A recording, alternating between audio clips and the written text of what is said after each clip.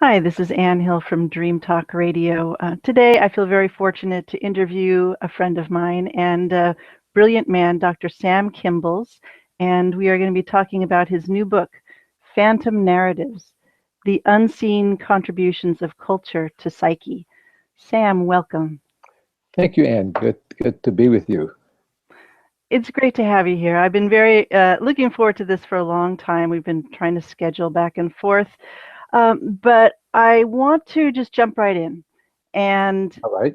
let's talk about why this book. So I should say you're a psychoanalyst, you're a Jungian analyst, you are past president of the Jung Institute, and just you've also written a lot on cultural complexes. Any other intro you think people ought to know about you?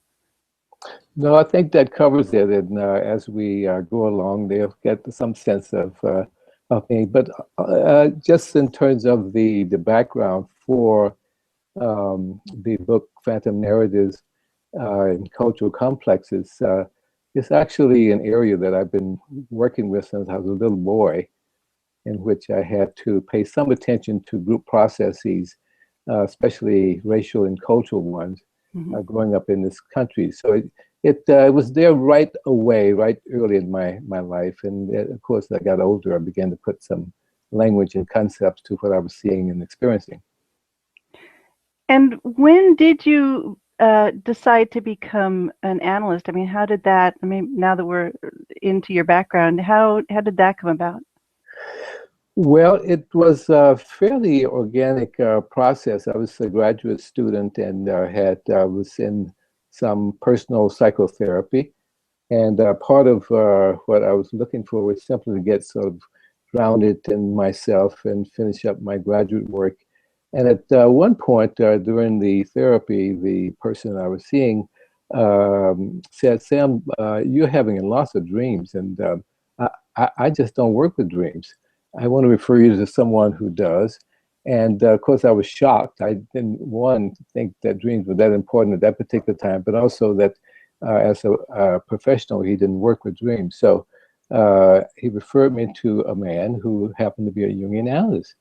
And over the time of work with him, one thing led to another. I became much more deeply invested in the kind of the Jungian view of the unconscious, and of course, what it opened up for me. And suddenly, the possibility of training became something I considered, and so I took it up from that point of view. And you are recently off from was it a 2-year stint as president of the San Francisco Jung Yes, Institute? yeah, actually, that was the years 2010, 2012. Mm. So I've had a couple of years to recover. That's that, yeah. Well, good. I mean, it sounds like that was maybe part of the reason you could actually get this book out. I know you've been talking about this stuff for a really long time. So there's a lot of terminology here. There's the fandom narratives for one.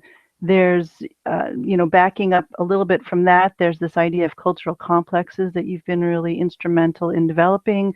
Backing up from that, there's this whole idea of the cultural unconscious and the personal unconscious and the collective unconscious. Yeah. So I feel like I grew up in the man and his symbols generation. Everybody sort of who wanted to be kind of deep and think about things read Man and His Symbols.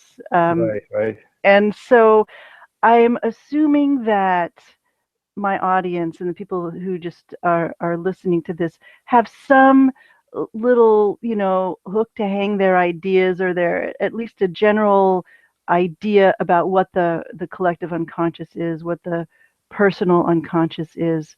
Um, so let me just start by going into, actually, I'm going to switch tacks. I'm going to go to my original plan about starting with what the idea of the cultural unconscious is, because this is something that from Joe Henderson and now you has sort of been developed. And I think that people are fairly cognizant of what maybe an individual unconscious is, and we have this idea of the collective unconscious. So what's this middle piece? What's the cultural unconscious? Yeah, if you look back at Jung's earlier and later writings, actually around the unconscious, in some odd sort of way, he was always interested in culture, but he approached culture from the point of view of his commonalities, the archetypal dimensions of culture, which will be the common things that one finds in the different cultures and the way that individual groupings or nations or religions have what they've done with those generalized sorts of things. So that was sort of a shared background that we all sort of were born into. And then, of course, the personal unconscious was something that he continued with Freud, who had already begun to work with the idea that we are not particularly aware of most of the things that animate us and move us. And he had, Freud, that is to say, had linked up the personal lives of individuals with the things that had gotten pushed into the unconscious, especially things that were painful in some particular way. Mm-hmm. Um, then what happened over time was that Jung focused on those two dimensions, on the archetypal and the personal. And he would describe cultures in terms of archetypal dimensions. And at some point along the way, one of his students, Joe Henderson, noticed that there was some other thing that was sort of missing from Jung's structure of the unconscious. And he saw that as the cultural unconscious. That is to say, there's something that we participate in that's neither archetypal but expresses archetypal dimension, and neither personal but expressed personal dimension. It has to do with the fact that we are all members of a group and a specific group. Mm-hmm. And that comes with a certain kind of an orientation.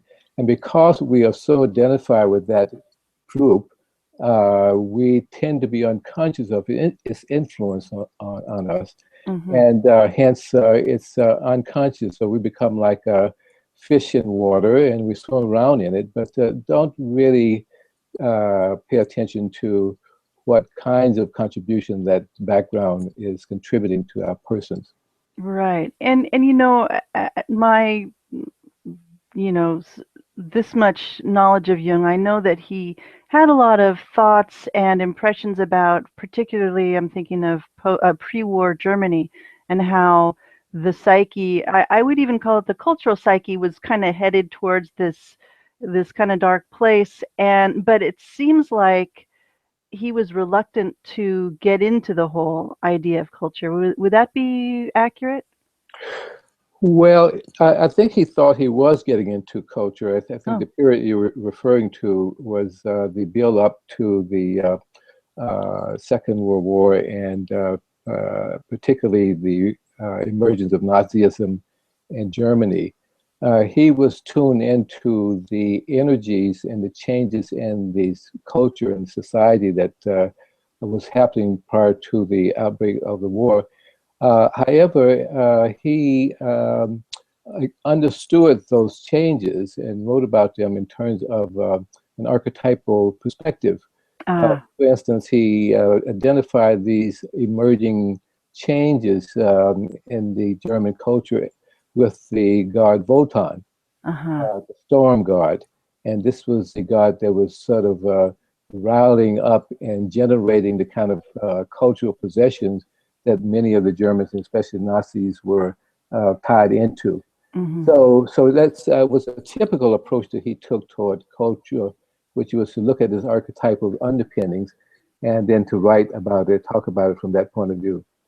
Okay. Now he got in a lot of trouble for that because retrospectively, looking back on that, and people were aware of it at the time, that at that time of Germany, there was a lot of social unrest and poverty and a lot of things going on in the culture itself. Mm-hmm. That if he had somehow acknowledged and began to look at those and link that up with the archetypal, then it would have made more sense that to people who were reading what he was writing, that he had some sense of what was going on. I see. in their culture. So yeah, he's taken a lot of heat for that, and not just the German, but over the years, he's written and talked about Native people and Mhm. African American people and so forth. And but he was really looking at the cultural identities and looking at the cultural similarities and amplifying those things from an archetypal point of view. Right. That's great. That's really helpful. So there's this archetypal point of view that's being called cultural, and so then Joe Henderson comes in and says, actually, there's this third layer. There is Yeah. the cultural unconscious, and that is sort of like the groups that we identify with, and they could be overlapping groups, and how social forces kind of contribute to the individual psyche. Is that kind of getting towards it? Yeah, you could say the social forces, but an important thing to keep in mind, we're still talking about an unconscious, Ah, right. so that the unconscious at the level of the group is really what we are identifying with the cultural unconscious. And Joe was aware that by using the term unconscious and linking that up with culture, he was talking about forces which moved in the background and Hmm. get manifested in various kinds of rituals or religious beliefs or sexual orientations and racial attitudes and so forth and so on. That was all part of the cultural unconscious and also part of the cultural consciousness of the time. Hmm. Um, However, just one little turn of the dial, and you can see that those large cultural forces are themselves organized by something. And just as an individual has a personal complex, I was able to see in my own looking at culture that the cultural unconscious itself has complexes. And hence, I introduced the term cultural complexes as a way to allow us to imagine and to Right. look at how these large forces get structured by an unconscious dimension of group life. And so, from that point of view, cultural complexes emerged. And I actually had, for many years prior to thinking about cultural complexes, had done lots of work on groups and group therapy, Right. all kinds of groups. So I was aware that there was something that happens in a group situation that it's more than what meets the eye, more than what we think that we're doing. And later on, I linked up with another psychoanalyst oriented toward groups, and this was Wilfred Bion, who talked about the unconscious dimension of group life.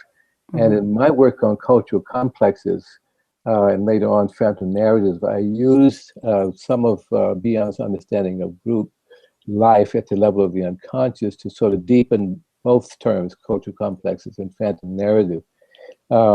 Partially because what Bion was to say is that we're all social animals. Yeah. And what's interesting about that, if you put social and animal together, you get an interesting set of images. One is that no matter how much we civilize ourselves and educate ourselves, we're still animals, and Right. we're doing something with each other in the social domain that carries that animal instinctive part along. And but that creates enormous amount of conflicts between how we get along with each other, how we serve mutual higher kinds of goals, and how do we serve personal means and ends. So the human being still has to evolve within the context of a cultural setting, but he or she does not leave their instinctive heritage behind. Right. So Right. those three areas sort of were picked up. I mean, the Jung's theory of complexes understood later to apply to culture groupings and culture, and Hennesson's idea of cultural unconscious, and then Bion's idea of the unconscious level of a Right. group. So let's back up a little bit to this idea of complexes. Now, in pop psychology terms, you talk about somebody, oh, she's really got a complex about that, like either a hang up or some sort of thing that's preventing some sort of repressive. It's kind of used in a negative, a little bit more of a derogatory sense. Yeah. But I also get the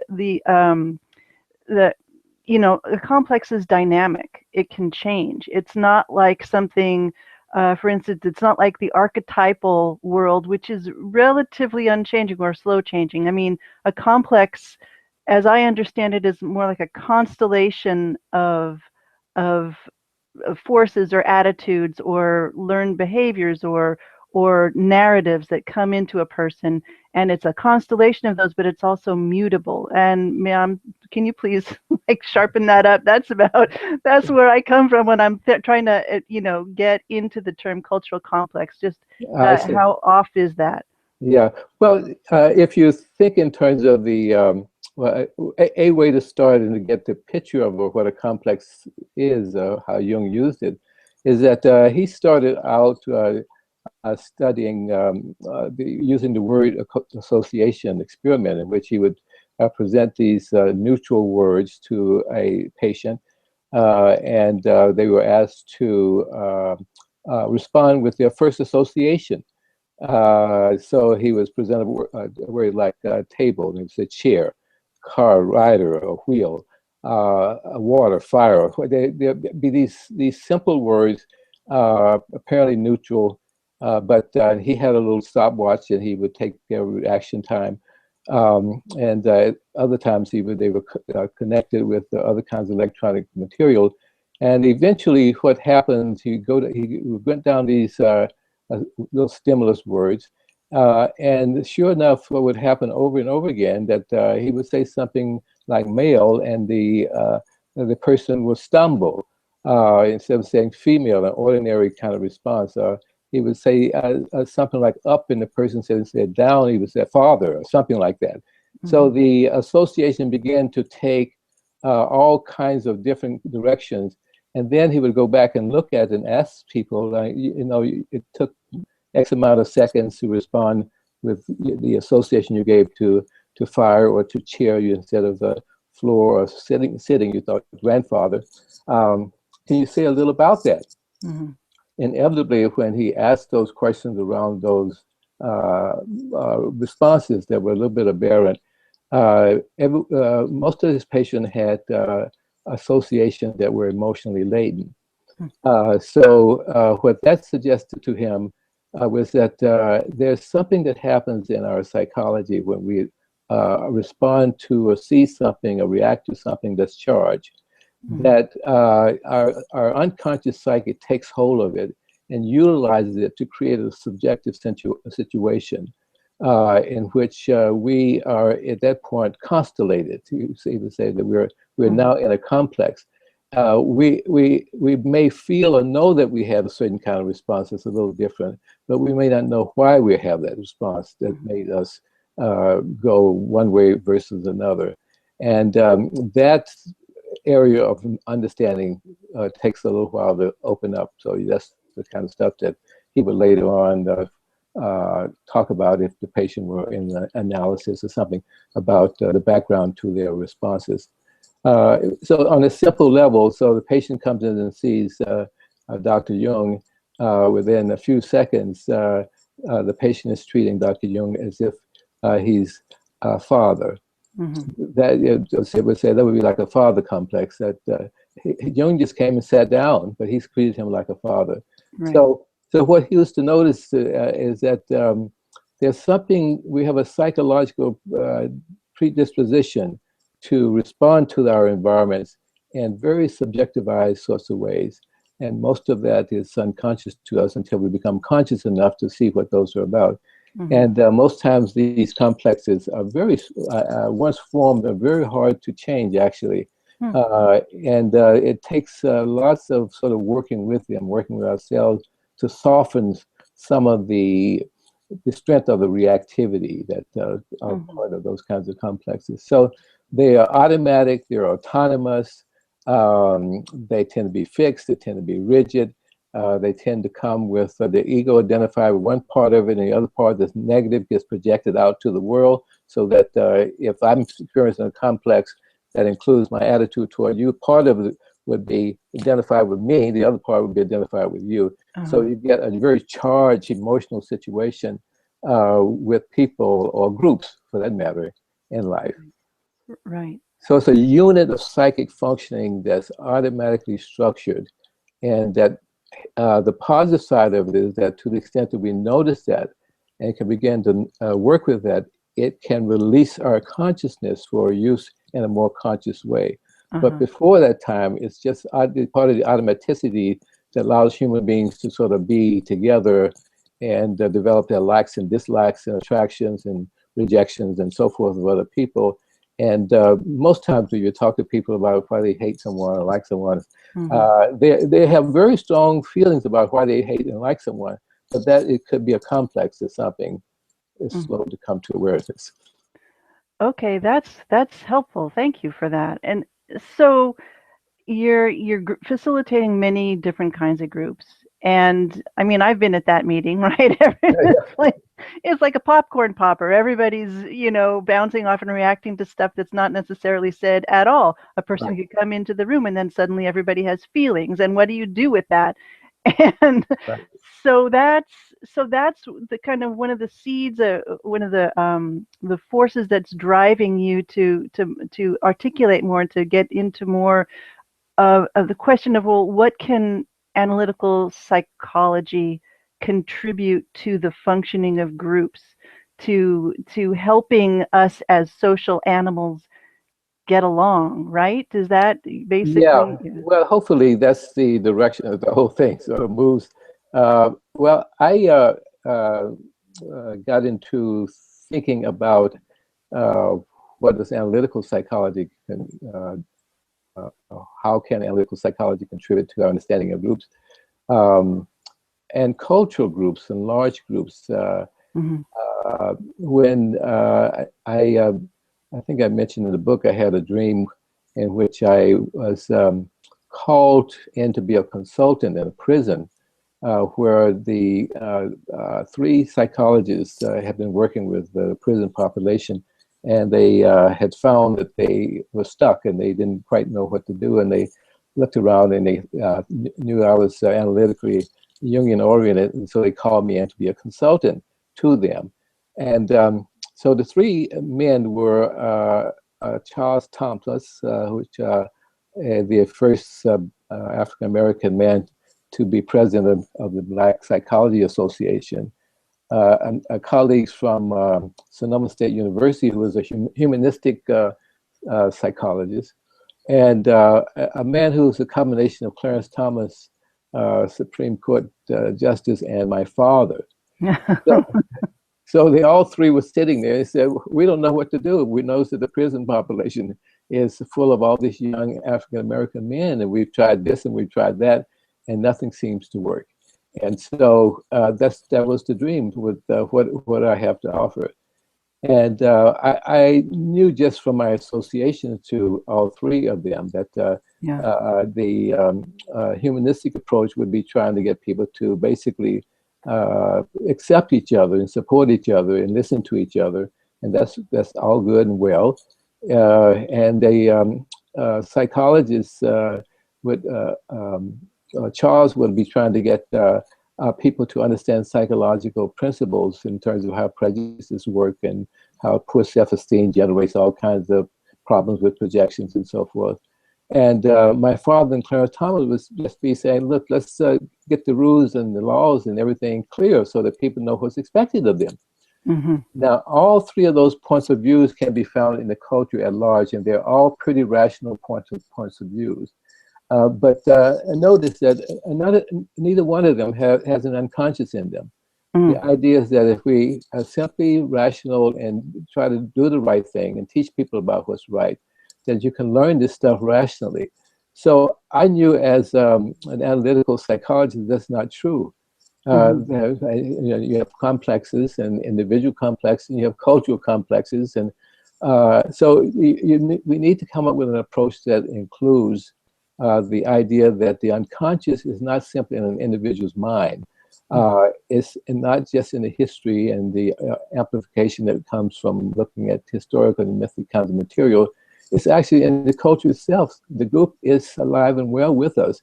And so to the extent that we can begin to recognize the unconscious at the level of the group, then we have something to contribute to these large social problems. So that was my conclusion based on that dream.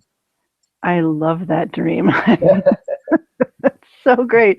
Pretty shocking at first, but it begins to make some sense. So, in an odd sort of way, the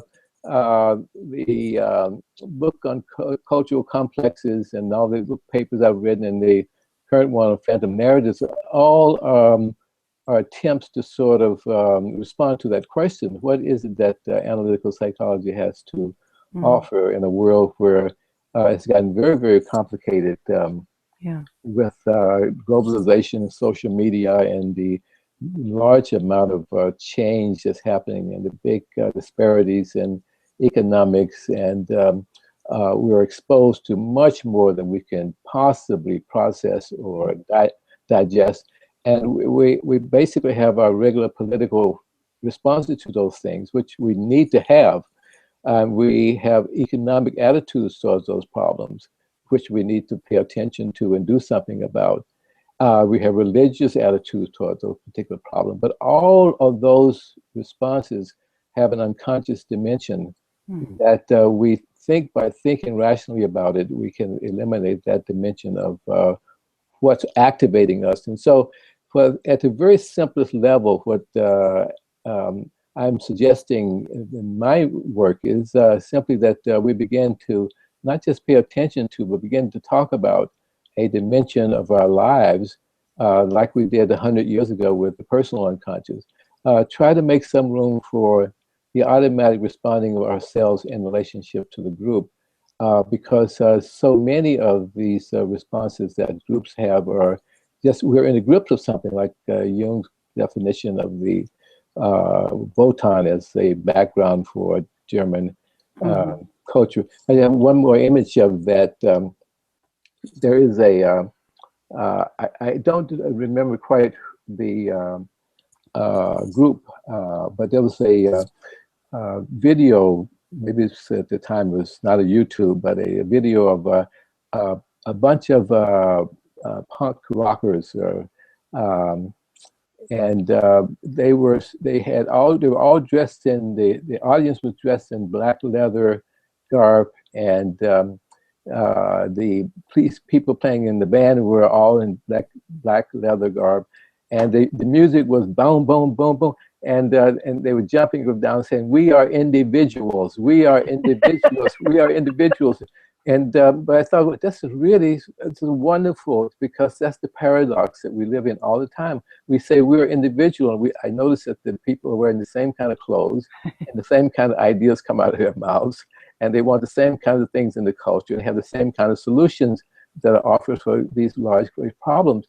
And why is that? Well, I think the myth of being an individual only is one that gets in the way of recognizing that the group is powerful, and we need to pay attention to the contribution of the unconscious life of groups to our individual functioning and to our social organization, our policies, and so forth and so on. Right, right. Great. So let's talk about phantom narratives. How does that, you've got a few different examples of where they come from, and I think that I love the term because it's so poetic. It's like these sort of wraiths, sort of, passing from generation to generation or through a group, that are powerful and effective, and as you say, largely unconscious, or maybe there's a paradox. Some is conscious, some is not. How do you define a phantom narrative, and how did you come up with the phrase? Well, so the interesting thing is, I like to talk about how the title went through his own sort of the title of the book went through his own sort of struggle with the publisher, who, when I first submitted the book, the publisher, who had sought me out, actually said, we'd like the proposal and we want to go with you, and but we have a problem with the term phantom. And I said, what is the problem? And she said, well, phantom, we're in the business of selling books, and phantom has all kinds of sort of ambiguous associations, like ghosts and spirits, and spectrums, and we don't think those are having much to do with what you're trying to talk about, Mm. and so it could be distracting for people. At the end, they said, "Well, we can't come up with a better term than phantom." So, and you seem to have come up with a way to talk about it that makes it more accessible to people. So phantom really grows out of my work with cultural complexes, and just on the basis of a way to sort of to get a hold of it. We're talking about something that has an effect on the psyche that's immaterial. So it's an attempt to try to get something represented that functions at a non-material level, but has an effect on how we think, how we feel, and what we see. And in this particular case, I'm trying to, in my own mind, when I'm thinking about phantom, to give a way to represent how the group at the level of the unconscious represents itself in the rituals and the traumas and the ideas and the identifications of groups, and how does it represent itself in individuals? Because it's not the same thing as an individual. In my mind, the phantom is not simply a repression of an individual content or individual's problem. But I'm trying to come up with a way to help represent how the individual and his or her connection to the group find that they're in some ways serving the group as well as serving their own individual needs. Mm-hmm. And so the group makes a claim on the individual, and I actually got to that through another dream, which was maybe give a little sense of how a phantom operates. And the first, this particular dream was one in which I do share in the book, wherein I had been called to, I had applied to analytical training, and was sitting in a room full of African American black Muslim men. They were all dressed in black suits and so forth. And the voice came on the overhead that said, Dr. Kimbles, the interview committee is ready for you. So I get up to leave, and I get to the door, and I'm barred by a number of these men. And they said, we won't let you pass until you show us the secret handshake. And that will let us know that you won't forget us. And it was actually the first time that I consciously thought that what the dream was showing in its own sort of way was that my African-American history needed to be remembered. And not only that, but I also had had to honor a kind of a claim. There was something I need to carry forward as I go forward into my own life. So from that, I got to the idea and the notion that all of us are members of groups and have religious beliefs or political beliefs or cultural beliefs, and we feel very loyal to our groups. Mm-hmm. And to the extent there have been traumas or sufferings that have been part of our group history, they have shaped our group's attitude toward who we are. Right. And so that each individual who's born anew in a group comes in and receives that kind of heritage into their cultural DNA, and at some point it begins to be articulated as part of the group's belief about who it is and who did this to us. Mm-hmm. And it comes with the need to right some wrong, to release some consciousness that has been stuck in some sort of past constellation or complex. And that begins to represent itself, in my mind, as not just affect and not just belief, but it's an image. And the image is the representation, the presence of some sort of obligation or effect from the past that we feel as an obligation to meet in the present. And one of the stories I do talk about briefly in the book on Phantom Narrative is the August Wilson, Two Trains Running. Right. And I chose August Wilson because in his writings, so many of his stories have this sort of figure who does not exist in space and time, but seem to be some sort of transpersonal figure that plays some sort of role for the characters in the novel. Um, and then if you think about a book like Beloved, uh, which this murdered baby comes back as a young adolescent woman, making a claim on her mother. And the mother, in order to deal with her, has to remember the history of slavery. And Right. in the process, began to release herself and grow up beloved in her own sort of way from the trauma of that particular history. And the third little thing to think about in terms of, so Beloved is, in my ideas of fandom. She's a fandom, even though Toni Morrison didn't talk about it as a fandom. She fits my notion of a phantom as someone who comes from the past and who presses on someone in the future, and is typically a traumatic past, and the person who's being asked to take it up is someone who's related to that particular person. And then there's a whole history in Europe around the Holocaust, Right. that wherein the at some point in the late 70s, maybe early 70s, some of the therapists, psychiatrists, and analysts were seeing patients who had all kinds of symptoms that didn't seem to match in the DSM categories. So they were at a loss to understand where these sufferings were coming from.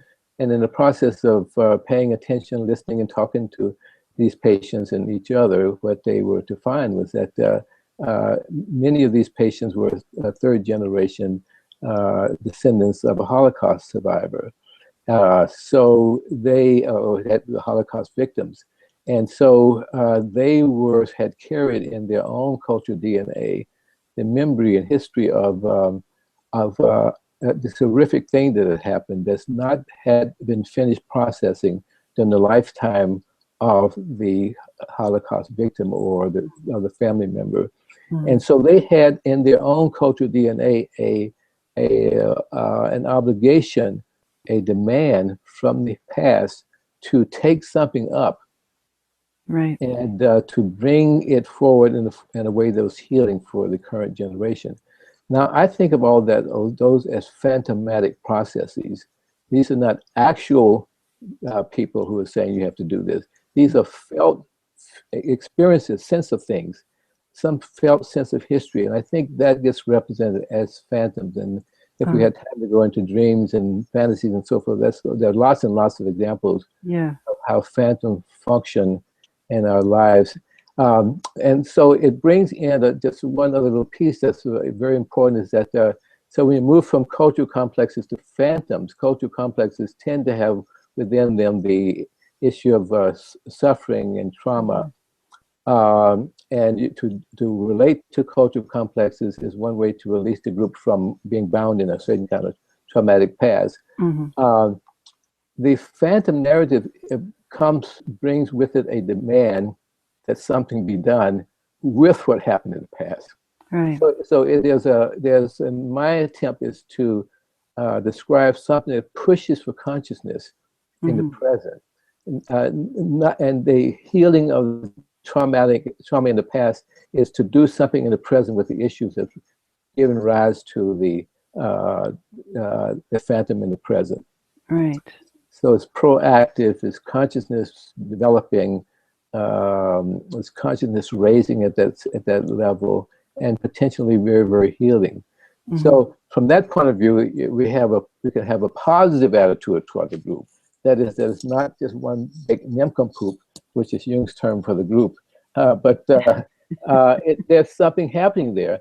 But we simply have not had the psychological tools and emotional capacities to take up these forces and begin to talk about these problems in a different way. So I know that's a mouthful, but that's sort of the territory that Phantom Narrative seeks to cover. That's great. That's very descriptive. So it sounds like, and in the back of my mind, I'm thinking, okay, this is a really useful orientation and perspective on whatever group we happen to be in, whether it's just one of our, our cohort, our friends, or whether we're actually in a group situation trying to work for a specific set of goals or, institutional setting. Right. It sounds like, correct me if I'm wrong, the first step in using this concept of phantom narratives as a tool for healing would be telling of stories, and that there's some sort of ritual component almost in terms of just having a process, a mechanism by which a certain obligation can be released. Is there more to that? How would you frame that? How do you Yeah, your uses? yeah. I tend not to approach it from that point of view, although that's a useful one. If you get people to, if you put the framework out and say, this is what I'm wanting us to use the group for, is to generate memories and histories and stories that may be relevant to us today, that come from our ancestors or history, and see what sort of obligation or duty that we have to those stories. So that's can be done at that level, but I think the most basic level is to become aware that we're unconscious of who we are in groups and the effect of groups on us. And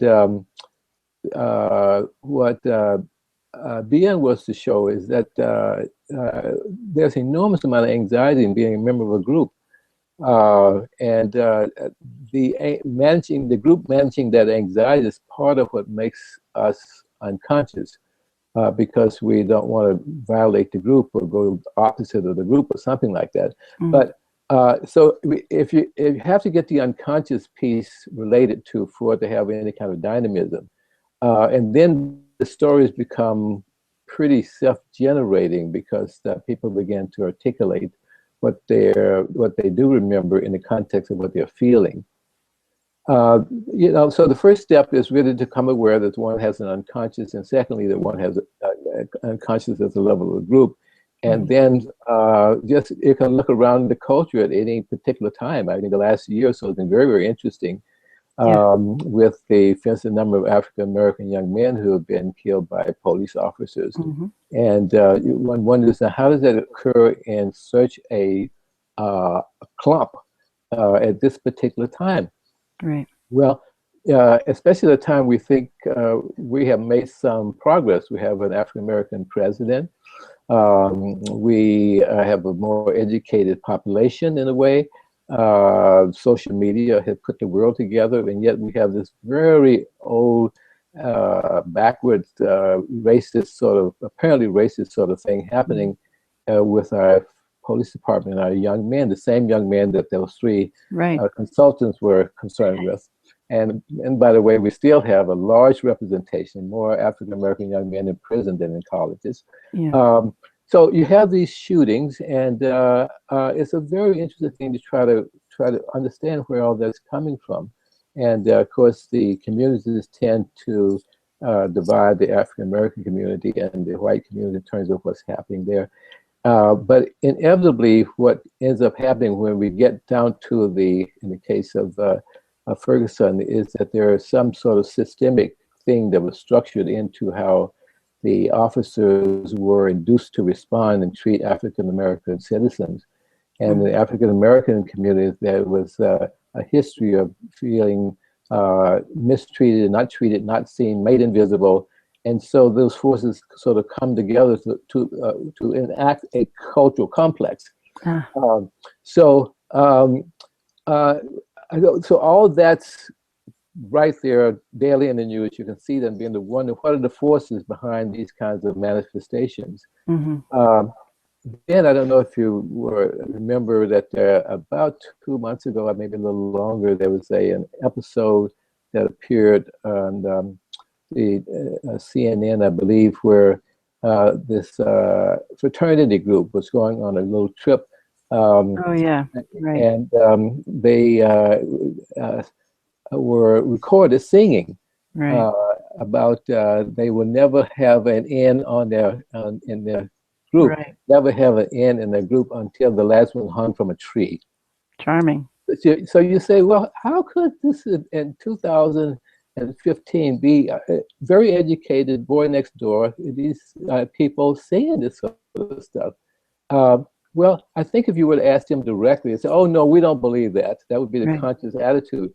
But from the point of view of the unconscious cultural complex, it's a good example of something that lives, that's autonomous, Hmm. that sort of pops in, and it shows that the unconscious is alive at the level of the culture around these particular issues. So one interpretation could be that it's as if at the this would be to adopt an archetypal point. It's as if the archetypal pressure to express through the culture this ongoing illness has reached a certain sort of tipping point, Hmm.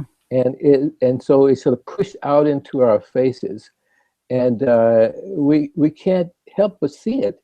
But what we can help is to not ask the question, what's going on that Right. makes this happen? But from the point of view of the psyche, we have been given an opportunity. So in that way, cultural complexes sort of push for consciousness. And Hmm. the phantom that's behind that would be the image representation of that. I'll just Ah, give you one more quick sure. association. Yeah. We don't have to go into all that. But um, I recently did a little thing on diversity, and I talked to a colleague about doing it, and he said, "Well," and he knows my work. He said, "Sam, do you remember um, Strange Fruit? Hmm. Strange Fruit by Billie Holiday?" I said, I do." He said, "Just play that Hmm.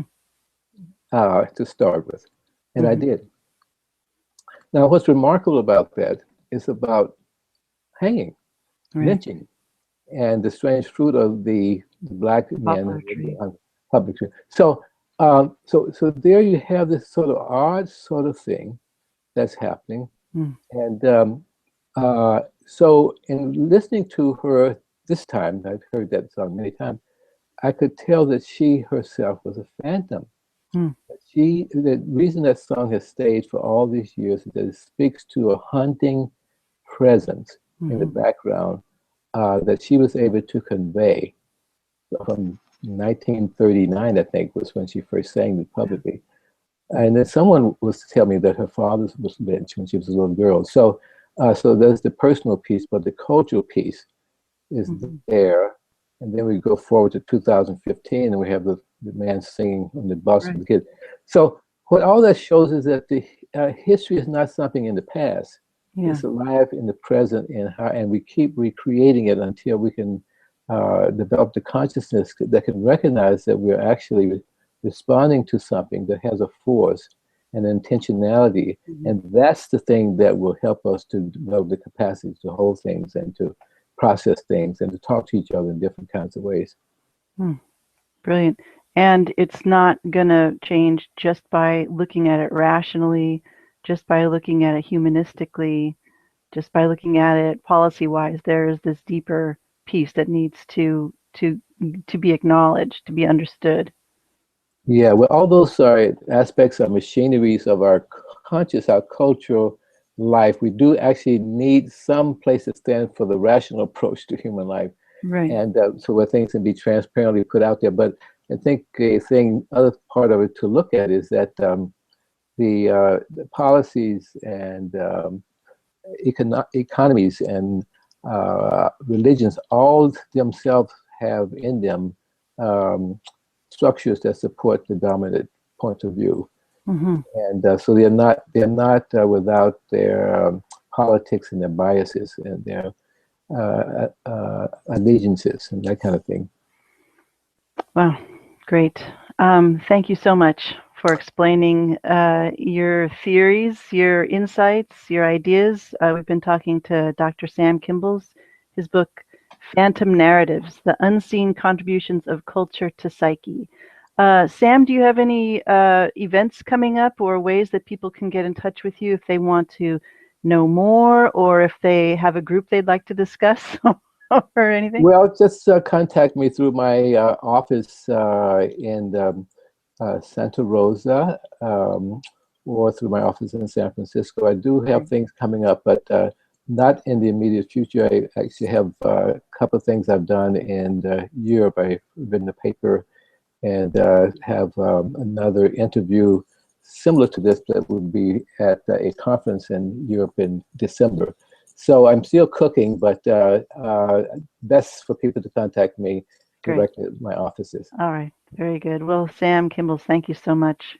Really Thank you, appreciate and talking for with you. having me. Just fun to be here. Okay. Bye.